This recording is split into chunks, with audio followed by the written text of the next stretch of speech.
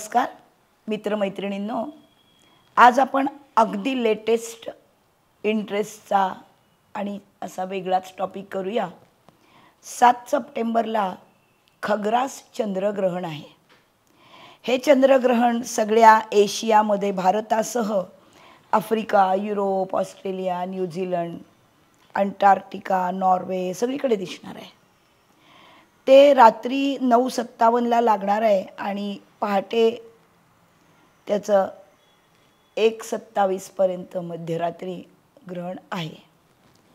चंद्रग्रहण हे नेहमी पौर्णिमेला लागतं। रवी आणि चंद्र एकमेकाच्या समोर असतात पौर्णिमेला, त्यामुळे त्या चंद्रावर पृथ्वीची जी सावली पडते त्यामुळे हे चंद्रग्रहण लागतं। चंद्रग्रहण लागतं तेव्हा चंद्र कुठल्या राशीत असतो आणि राहू किंवा केतू यापैकी एक जण हे ग्रहण लावतो। आत्ताचं चंद्रग्रहण हे चंद्र आणि राहू यांची युती आहे। म्हणजे काय तर छाया पडतीये। राहू हा छायाग्रह आहे। चंद्र कुंभ राशीमध्ये आहे आणि आत्ता गोचरीचा राहू पण कुंभ राशीतूनच भ्रमण करतोय। कुंभ राशीचं वैशिष्ट्य असं आहे की ही शनीची मूल त्रिकोण रास आहे, तशी ही राहूची पण मूल त्रिकोण रास आहे। राहू हा स्वयंभरू राक्षस, त्याचा शिरच्छेद होऊन झालेला ग्रह, 2 शक्ल, 1 राहू 1 केतू, हे सगळं आपल्याला गोष्ट माहीत आहे, मायथॉलॉजिकल स्टोरी। पण प्रत्यक्षात कुंभ रास ही राहूची मूल त्रिकोण रास आहे। राहू हा वायुतत्वाचा ग्रह आहे आणि कुंभ रास ही पण वायुतत्वाचीच रास आहे। निसर्ग कुंडलीत ती 11 स्थानामधली आणि ती उदित गोलार्धामधली रास आहे।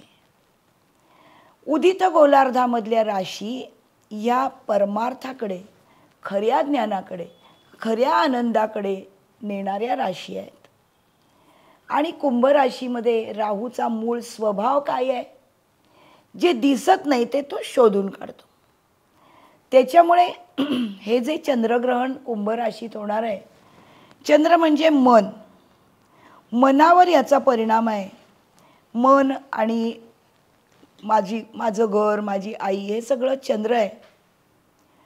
आणि राहू हा न दिसणाऱ्या गोष्टींमध्ये शोध लावणारा, त्याचबरोबर चंद्राशी युती करतोय, म्हणून शुभ ग्रहावर पापग्रहाचा परिणाम होणार आहे युतीचा। तसा राहूवर पण चंद्राचा परिणाम होणार आहे युतीमध्ये, त्यामुळे राहूचा पापप्रभाव कमी होईल। पण राहूचा पापप्रभाव चंद्रावर असणारच आहे। इथे महत्त्वाची गोष्ट अशी आहे की हा राहू कुंभ राशीत असल्यामुळे इथे ग्रहण लावताना हे ग्रहण तुमच्या कुंडलीत ज्या ज्या स्थानात होतं, कुठल्या राशींना शुभ आहे, काय परिणाम आहे, आपण पुढे बघणारच आहोत। पण एक क्षण पुरेसा असतो जेव्हा या राहूनी लावलेल्या ग्रहणामध्ये ज्ञानाची एक शलाका चमकून उठते आणि नवउन्मेषाची कल्पना जन्म घेते, काहीतरी नवीन ज्ञान समोर येतं।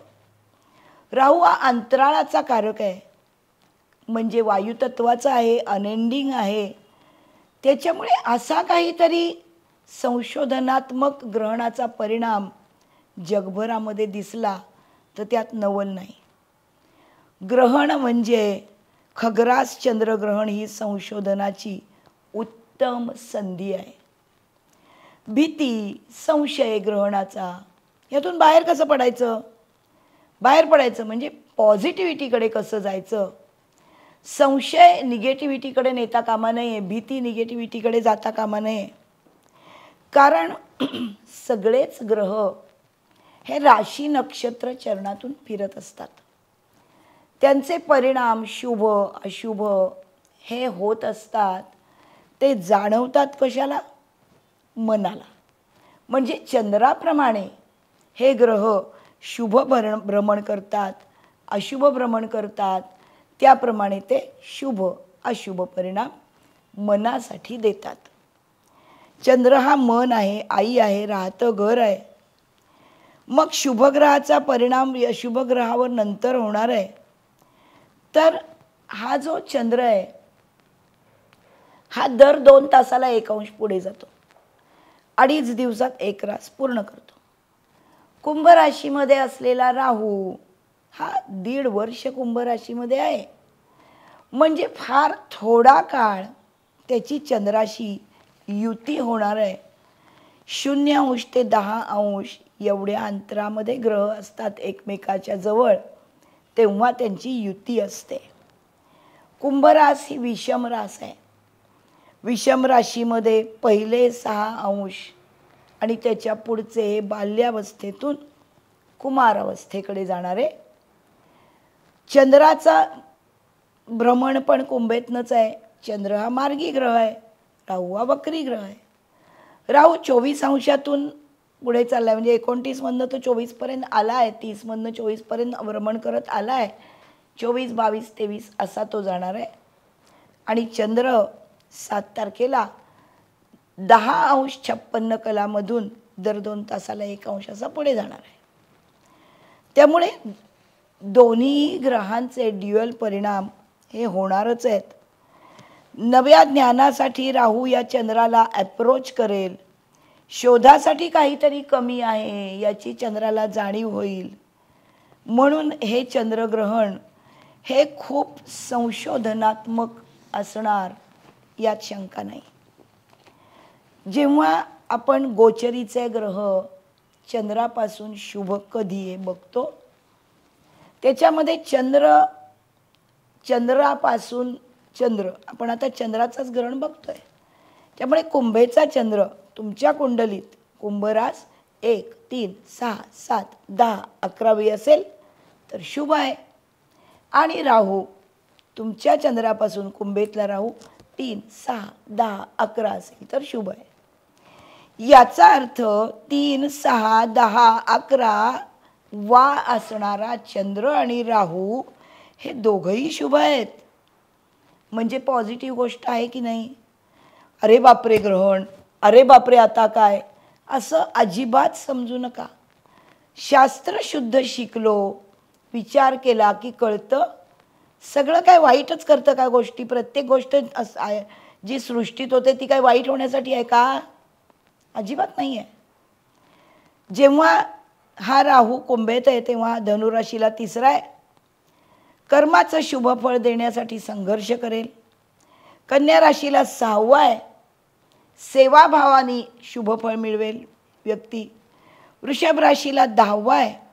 कर्मासाठी स्वतःचे कष्ट करेल. फक्त राहूचा संबंध असल्यामुळे गैरसमजाला थारा देऊ नका. मेष राशीला 11वा आहे. त्यामुळे मित्रपरिवार, मोठी भावंड यांच्याकडून फलदायी रिझल्ट देणार आहे. मग वाईट कसा. ग्रहणाच्या दिवशी रवी सिंहेत आहे आणि चंद्र समोर पौर्णिमेचा आहे कुंभेमध्ये.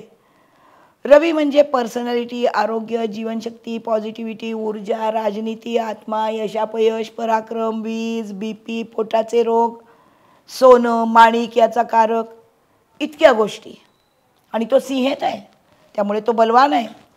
हा रवी पण चंद्रापासून 3, 6, 10, 11 शुभ आहे.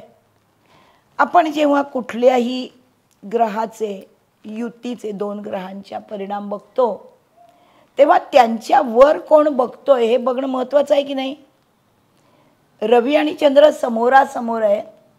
दोघांना 7वी दृष्टी आहे. राहूला पण 7वी दृष्टी आहे. रवी चंद्राकडे बघतो आहे 7व्या दृष्टीने, अंशात्मक बघतो आहे. तर 7 तारीख ते 8 तारीख 1 दिवस चंद्र कुंभेमध्ये आहे. हा रवी मिथुनेला 3रा, मीनेला 6वा, वृश्चिकेला 10वा, तुळेला 11वा. म्हणजे रवी शुभ असेल तर जरी चंद्रग्रहण लागलं तरी तब्येतीला ते वाईट फळ देणार नाही आहे ग्रहण लागलेलं असेल तरी. कारण रवी हा आरोग्याचा कारक आहे. आणि चंद्राला लागलेलं खग्रास चंद्रग्रहण हे मनासाठी काय झालंय, वर्षानुवर्ष ग्रहण लागलंय म्हणजे काहीतरी भयंकर आहे, असं काहीतरी आपल्या मनामध्ये आहे. वैज्ञानिक दृष्टिकोनातून शास्त्रज्ञ आपल्याला ग्रहण बघा असं सांगत असतातच. चंद्रग्रहण बघायला काळ्या काचेतून बघायची गरज नाही, कारण चंद्राचा प्रकाश मुळातच परिवर्तित प्रकाश आहे सूर्याचा. त्याला ग्रहण लागल्यावर त्याचा अजून क्षीण होतो, त्याचा प्रकाश क्षीण होतो. पण मग मनाला उगाचच भीती वाटत असेल, काहीतरी होईल का असं वाटत असेल, तर प्रत्येक व्यक्ती ही स्वतंत्र आयडेंटिटी आहे. मग जेव्हा आपल्याला कसलीही भीती वाटते, आपलं वाईट होईल का असा संशय येतो, आपण काय करतो? जप करतो की नाही देवाचा, आपल्या आवडत्या देवतेचा जप करतो, आपल्या देवाला नमस्कार करतो. तेच करायचं आहे, अजून काय करायचं आहे? कोणी गणपती, कोणी शंकर, कोणी देवीची उपासना करतो. चंद्रग्रहणाचा संबंध मनाशी जास्त आहे, म्हणून तुमच्या मनाला काय आवडतं ते करा. हेच करा म्हणजे काय असं काही नाही आहे. आणि राहूनी चंद्राला ग्रहण लावलंय. राहू हा मोस्ट बलवान आहे, कुंभ राशीत, मूल त्रिकोण राशीत आहे. आणि त्याची पॉझिटिव्हिटी म्हणजे तो उदित गोलार्धातल्या राशीत असल्यामुळे संशोधनात्मक बुद्धिमत्ता ही माणसाच्या ऐहिक सुखाच्या कल्याणाच्या गोष्टीच करते. त्यामुळे देवपूजा करा, नाही करायची, तुम्हाला देवपूजेत नाही मजा वाटत, लहान मुलांसाठी दानधर्म करा, किंवा वृद्धाश्रमाला भेट द्या, किंवा आराध्य देवतेचा जप करा. हे सगळं मनाला एक प्रकारची शांतता देईल. बघा, एवढाच उपाय. ग्रहण ग्रहण ग्रहण ग्रहण हे किती वेळ परिणाम देणार आहे? परिवर्तन हा सृष्टीचा नियम आहे. त्यामुळे ग्रहण चंद्राला लागतंय. चंद्र 0 ते 10 अंश एवढाच वेळ राहूच्या बरोबर आहे. राहू त्याच राशीत राहणार आहे, चंद्र मीनेच जाणार आहे पुढे मित्राच्या राशीत. त्याच्यामुळे हा ग्रहणाचा काळ फार मोठा नाही. पहिला मनाला सांगा, ये दिन भी जाते हैं जाएंगे, जो बीत गई सो बात गई. काल ग्रहण लागलं 8 तारखेला, ते विसरून जा. काहीही विशेष वाईट करणार नाही आहे राहू. कारण राहू जरी राक्षस असला तरी तो स्वतःच्या मूल त्रिकोण राशीत आहे. आणि माणसाच्या जगण्याला आनंदाकडे नेणारा ऐहिक सुखातून हा राहूच आहे. आणि जगण्याला आनंदाकडे नेणं हे कोणाला जाणवतं? मनाला. मन म्हणजे चंद्र. त्यामुळे चंद्राला पॉझिटिव्हिटीकडे तुम्ही न्याल तर तुम्हाला हे ग्रहण काहीच त्रास देणार नाही. पटतंय का? बघा, माझा चॅनल सबस्क्राईब करा. परत एकदा 2026 मध्ये चंद्रग्रहण प्रस्तोदित, अगदी काही काळ संपता लागणार आहे आपल्या देशात दिसणार आहे ते. त्यावेळेला त्याच्याबद्दल वाटलं तर आपण बोलूया. माझ्या चॅनलवरती अनेक तुम्हाला असे ज्ञानवर्धक व्हिडिओ दिसतील, त्याच्यावर कॉमेंट्स करा. पुढच्या अशाच वेगळ्या व्हिडिओसाठी आपण भेटूया. तोपर्यंत बाय बाय.